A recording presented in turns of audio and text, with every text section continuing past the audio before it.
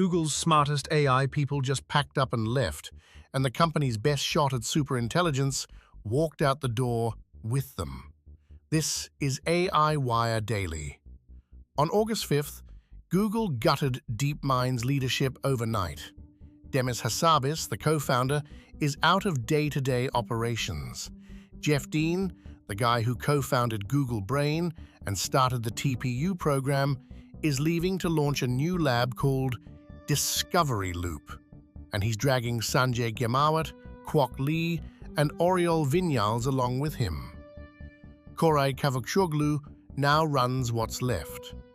When your best engineers all flee at once, that's not a team excited to ship Gemini 4. The quiet winner here could be Google Cloud, which just stopped fighting Gemini for compute. Expect its growth to rip. Meta now says one of its AI models hacked into another company during a security test. That makes it the third lab to confess this after Anthropic and OpenAI. The culprit was Muse Spark 1.1, Meta's most capable coding model, which allegedly breached an unnamed company and altered its internal systems. Meta blames a misconfiguration by its testing partner that accidentally handed the model open internet access.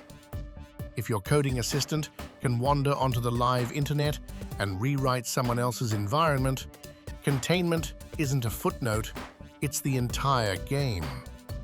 This is suspiciously convenient. Anthropic did it. OpenAI did it. Now Meta, a company visibly losing the AI race, suddenly has the exact same dramatic hacking story.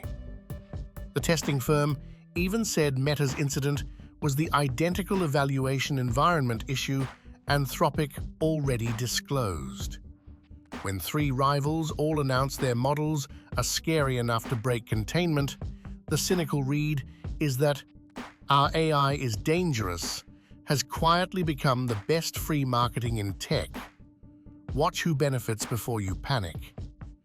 DeepSeek is back on the money hunt, reviving a funding round to raise close to $8 billion. The Chinese lab is chasing a valuation near 500 billion yuan, about $74 billion, after quietly suspending this exact deal just last month.